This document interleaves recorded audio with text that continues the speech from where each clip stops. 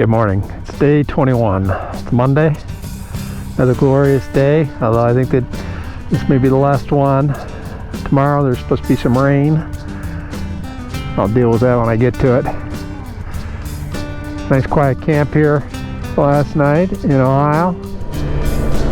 So this is the equine park here where I stayed last night. Nobody else was here, but you can see where they have tie-ups for the horses, and they got a horse trail, equine trail that goes off into the woods there.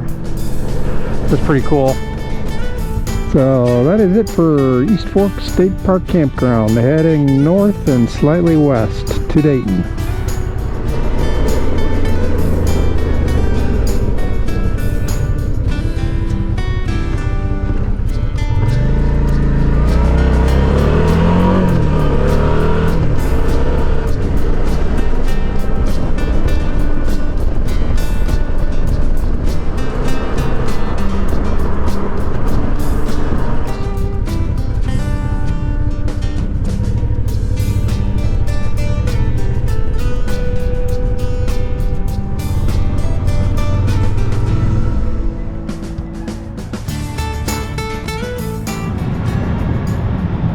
So I'm in the museum.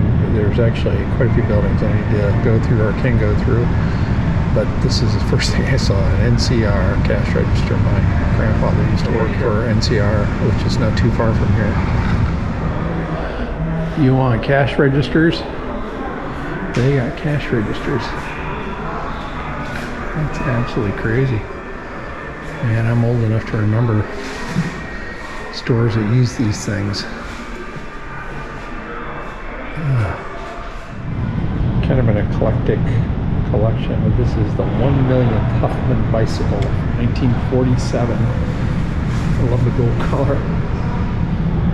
1905 airplane elevator from Orville and Wilbur Wright, unrestored. How cool is that? So this is a display on Frigidaire products. General Motors bought Frigidaire in 1918. And the production of refrigerators has moved to Dayton in 1921. We're just south of the downtown area of Dayton. And so they replaced the old wooden icebox style cabinets with new steel refrigerator cabinets. And in 1927, the company introduced the first porcelain on steel exterior cabinet. 1981, General Motors opened a manufacturing facility down here in Dayton.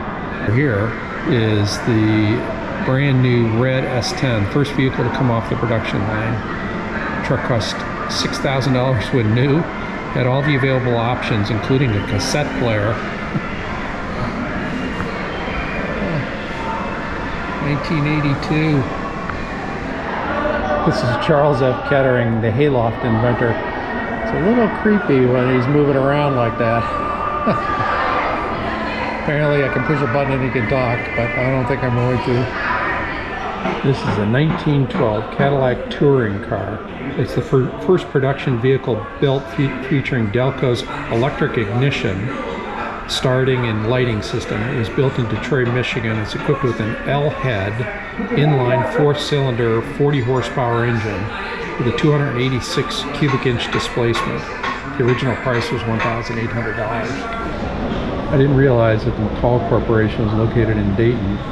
And it's responsible for a huge number of magazines and publications back in the 50s, 60s, and ultimately closed in the 1970s.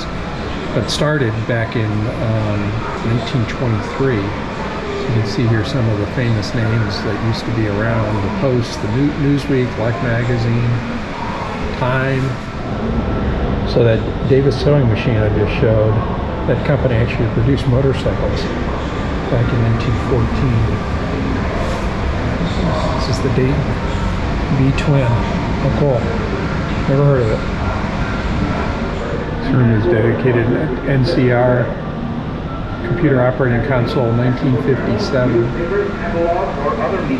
Electronic bank posting machine, 1957. Here we go. Decision Make computer, 1983. Here's one of the early models of cash registers, 1879. Was patented. All cash registers, 1911, 1916, 1908. A payroll machine, 1921, and worked all the way up to 1970. It's teeming with school groups.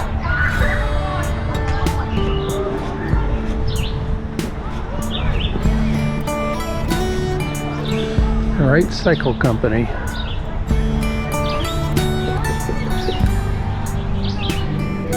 This is a recreation of the Wright Brothers bicycle shop. They were in 5 different locations in the Dayton area over the course of their lives, and actually one of them was purchased by Henry Ford and moved up to the Greenfield Village Museum up in Dearborn, Michigan, along with one of their houses. Wright Cycle Company, 1901, Van Cleve bicycle. The Van Cleve was named after by the Wrights after their paternal great-great-grandmother, Catherine Benham Van Cleve Thompson, one of the first settlers of Dayton in 1796. Wilmer Norval sold 95 Van Cleve bicycles. They originally sold for $60 to $65. That didn't mean a huge amount of money. Only 4 Van Cleve bicycles are known to exist. It's a recreation of their workshop. This is a lathe shop. 1901, Wrights used machinery similar to this to build their gliders.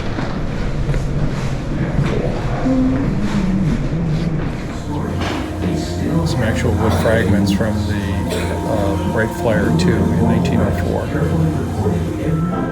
These are actual artifacts from the Wright brothers.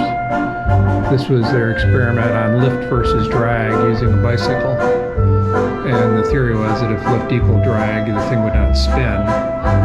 So you can see the lift is the wing-shaped particle on the left, and the drag is the flat plate on the right. This is a Singer sewing machine that was actually used to sew the fabric that covered the wings.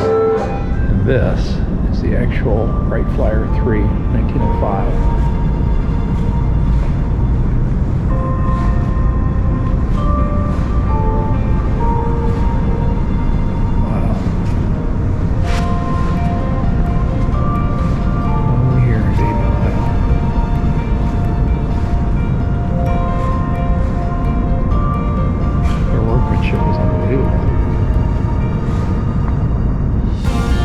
First flying machine that could repeatedly take off with line or pilot control for a significant length of time and land undamaged, making it the first truly practical airplane.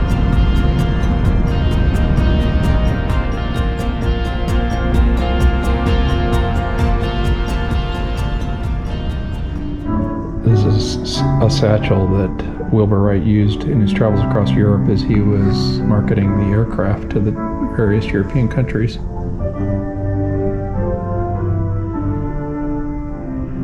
This is a Gerstner toolbox used by Orville.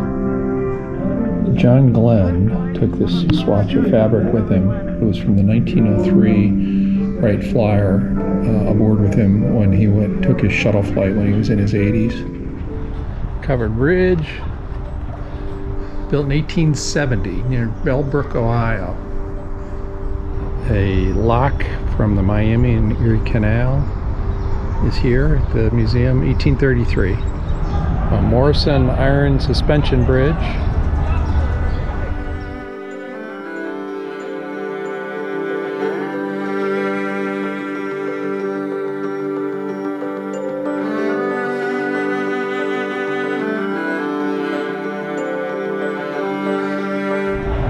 U.S. mail, sometime in the early 1900s.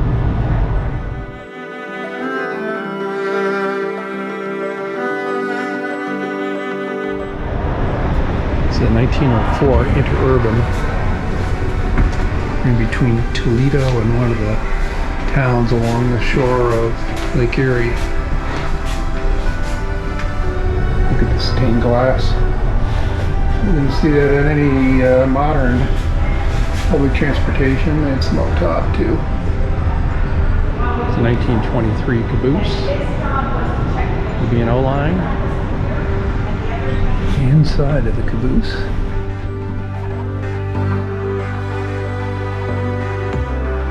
Place for feeding.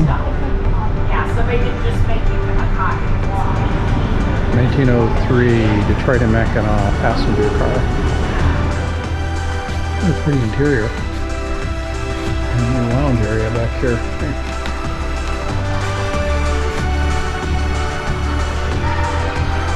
More stained glass. 1949 trolley bus. I noticed riding into Dayton, and I saw this when I was a kid. They had electrical lines running overhead, and the buses would have the swing arms that would make contact, as you can see up there at towards the ceiling, make contact with the electrical wires to power the bus. Apparently they still use, although I haven't seen one yet, but they still use the electrical buses to some degree in the Dayton area.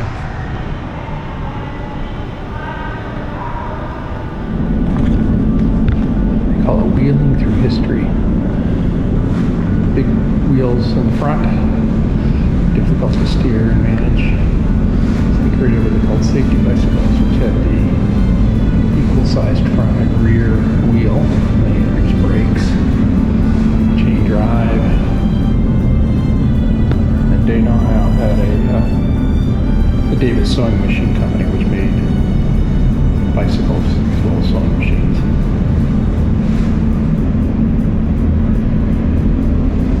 Quite a production here in the Dayton area. This bicycle was used for the 1984 U.S. Olympic cycling team. I don't know how many acres they have here, but it's a very large historical park.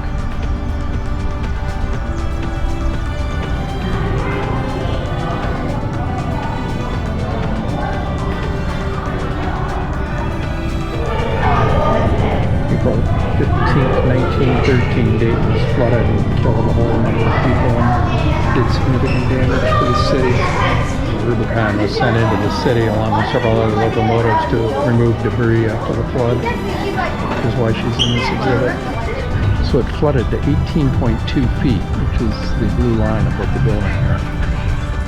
They raised money after the flood to install flood control for the river that runs near Dayton, to avoid a problem like this again. Dayton's first automobile was done by Cordy Ruse, 1896. At one point there were 14 auto manufacturers in Dayton. Stoddard Dayton touring car, $2,700 in 1908. 45 horsepower engine, that's pretty big for that time.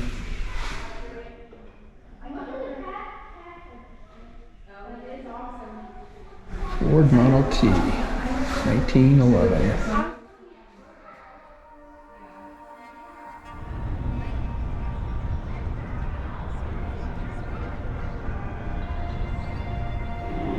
These are coreless engines, steam-powered engines.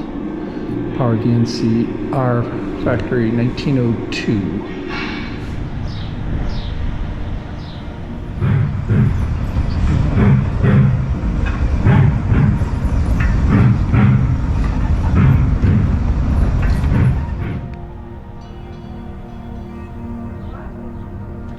It's a little after 1:30 and I am headed over to the National Museum of the United States Air Force. So it was September of last year that I last visited this museum, and I missed one of the hangars because it ran out of time. I am back to see it. National Museum of the United States Air Force. One of the greatest museums, probably the greatest museum related to aircraft in the world. 4 huge hangars. I'm only I saw 3 of the 4 last time. I am here to see the 4th. 92nd Bombardment Group, 1942-1945. 8th Air Force, World War II. Cold War exhibit. This is the one that I missed. It's hangar number 3. This is a twin Mustang developed late in the war.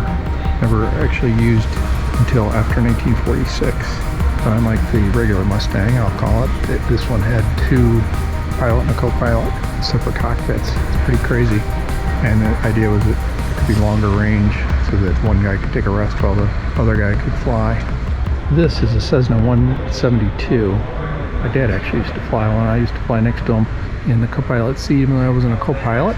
The reason that this is here is that right after the September 11th attack on World Trade Center in New York City, they wanted to take some aerial photographs to look at the damage from the air. And so they used the Civilian Air Patrol with several pilots that flew in this in order to take pictures of the devastation that occurred so they could analyze it. And so this is the actual 172P Skyhawk that was used.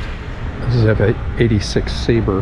There were kind of two things that distinguish this aircraft. One is they got rid of the co-pilot and installed a sophisticated electronics package in the place of the other crew member. And two, this is the first jet aircraft that carried missiles as opposed to other types of armament like cannon or machine gun.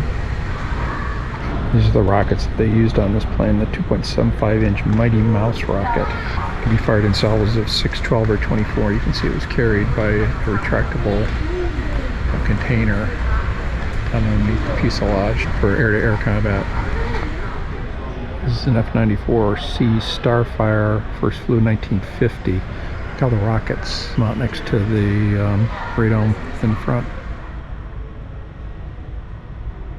This is the outer casing of a Mark VI nuclear weapon. Developed in 1949, was an improved version of the, quote, Fat Man atomic bomb dropped on Nagasaki, Japan, 1945. This is the B-50, which was a successor to the B-29 and is the last propeller-driven bomber delivered to the United States Air Force. Mark VII nuclear bomb shell, initially produced in 1952, became obsolete in 1968. What makes it unique is that it could be carried, it was the first one that could be carried by a United States Air Force or United States Navy fighter aircraft. C-97, C standing for cargo, first flew in 1944. It was the cargo version of the B-29. What I find interesting about this is that they added jet engine on either wing in order to increase the speed of the aircraft above and beyond the propellers. So it's got two propellers on a wing plus a jet engine. This is the RF-84K Thunder Flash, which was actually designed to be carried underneath the bomber, drop from the bomber, do its work, and then return to the bomber that was still flying through the air and rehook up, which apparently was a very difficult process because of turbulence. So they ultimately obsoleted this aircraft, but it's kind of a unique approach to solving a problem in range. This is the Snark, which was a pilotless bomber. And what's kind of interesting about this is that it had two solid rocket boosters to get it off the ground and moving. And then once the bomber, I'll call it, was moving at speed, the jet engines took over and the solid rocket boosters were discarded. As it approached its target, the ballistic missile up in the front would separate and continue on. This is a refueling boom. I've seen pictures of them, I've never seen one in real life. The boom operator is up in there. Here's a picture of a boom being extended, refueling an F-15 Eagle in 2014. This is a cutaway of a General Electric J73 turbojet. It set a world speed record for 649 miles per hour on a 500-kilometer closed course, 1954. This is a cutaway of a 86 Sabre, 20-millimeter guns. And it's got that blunt nose allowing the air to go into the engine just behind the pilot. This is the B-58 Hustler. It's Air Force's first operational supersonic bomber, carried a crew of 3.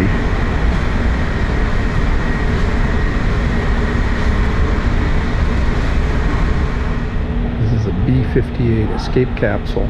It has the ability to eject an individual at up to 2 times the speed of sound and up to 70,000 feet in altitude. That must be a heck of a trip. Jeez. Provided it could land on water or on land, had flotation cells that could be manually inflated to provide stability on the water, turning the capsule into a life raft. This is a B-36 strategic bomber. First flew in 1946, shortly after World War II. It had 3 pusher propellers on each wing. I am now down underneath, looking up into the bomb bays. Wow, they're huge. I mean, that is crazy big. This massive landing gear and tire was the original way that they landed the B-36, but because of the tremendous pressures that the single wheels on each side of the aircraft produced on the runway and the weight of the tires, they ended up changing the landing gear to a configuration of 4 much smaller tires. And this is a Soviet MiG-19, first flight September 1953. This is the Delta Dagger, the world's first supersonic all-weather jet interceptor. Famous SR-71. Looking at the nose cone and the engine on the SR-71. I believe this aircraft was designed and manufactured decades ago. Lockheed F-104C Starfighter. It's a nuclear deterrent aircraft. The McDonnell F-101B Voodoo all-weather interceptor created to counter the threat of Soviet nuclear-armed bombers attacking North America. 480 of them built.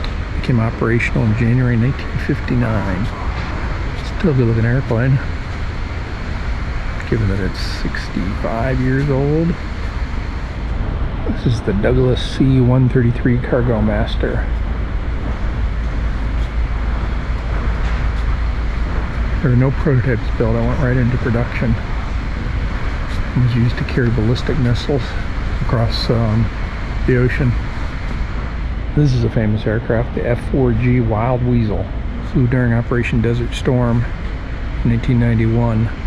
They're modified F-4E fighters with their cannon replaced with electronic warfare equipment, and their mission was to attack enemy air defenses, including surface-to-air, missile, air defense radars. 116 were rebuilt as F-4Gs for this special purpose.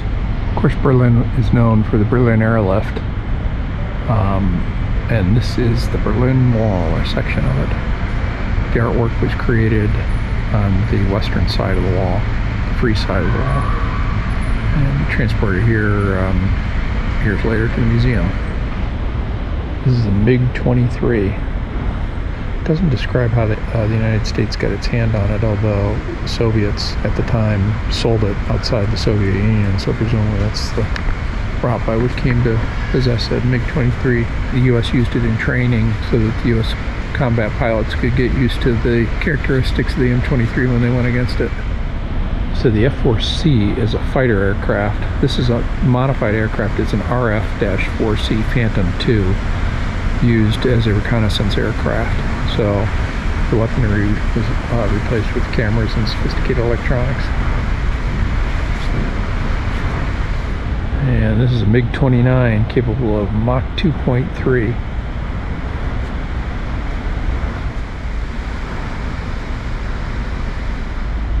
This is a Sukhoi Su-27UB. It's a fighter trainer. The instructor sitting in the back seat. It had the same capabilities as the normal 27 in terms of flight characteristics fighter interceptor. This is a different exhibit. This is a crash rescue fire truck used by the Air Force. Well, it's a big vehicle. It holds 3,300 gallons of water, 500 gallons of foam. Crew of 3. This is a McDonnell Douglas F-15C air superiority fighter. This is the F-117A Nighthawk. First flew in 1981. First aircraft dedicated to stealth. This is the AC-130A Spectre gunship. Basically a cargo aircraft that was converted to being a gunship. And it was used in Vietnam all the way through Desert Storm. It's an incredible rate of firepower that these things can produce. Support ground troops and suppress enemy. And those are the guns. Very potent weapon. We got cannon. And then we got Gatling guns. Cannon are 105 millimeter cannon. This is the A-10 Thunderbolt. Famous for its close air support. It is one tough looking plane. Look at the size of these rounds. GAU-8A drum, capacity 1,350 rounds. This is a Sikorsky HH-60G Pave Hawk rescue helicopter. This is a Sikorsky MH-53M Pavelo 4. Single propeller. The thing is gigantic. Air Force Special Operations used the Sikorsky to covertly enter enemy territory. Capable of operating at day or night or in bad weather, these helicopters conduct long-range, low-level missions to insert, extract, and resupply special ops. And it's the B-1B Lancer B-1 bomber. It's huge. Flew in October 1984, first production model. The program was initiated in 1981. Can fly at Mach 1.2, 900 miles per hour. B-2 bomber.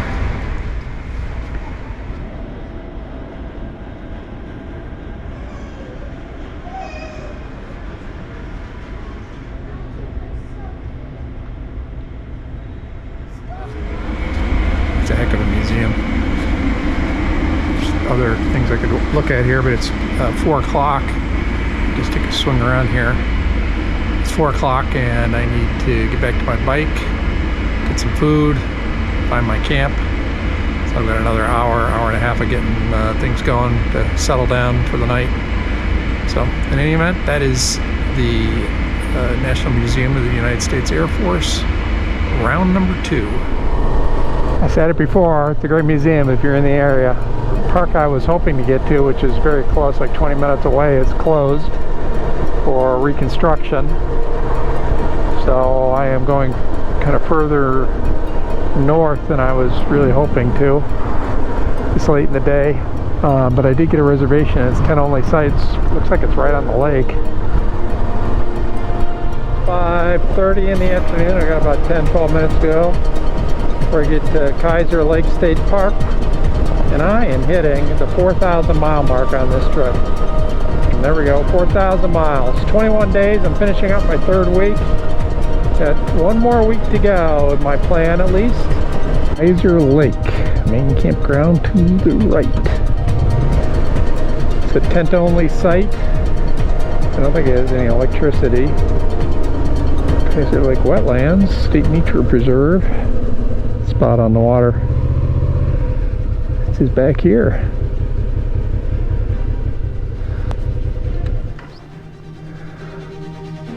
Oh, there's the outhouse right there. Yeah, here I am. Site number 70.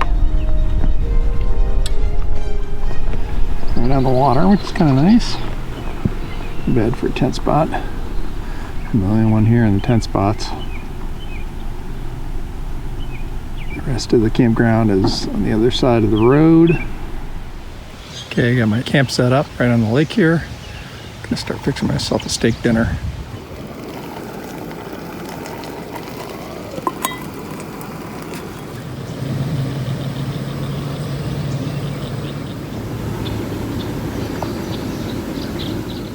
Trying to dry the tent out a little bit before I put the fly on. The floor was a little bit damp and the ground cover was damp, as was the fly, so just leaving it off until it starts to get dark. The steak is a sirloin. I'm just going to reheat the rice and vegetables for about 30-40 seconds. The stove, it burns really hot once the sirloin is done. And then I've got some sweet tea over here, chocolate cake, and some cut watermelon. So there you have it.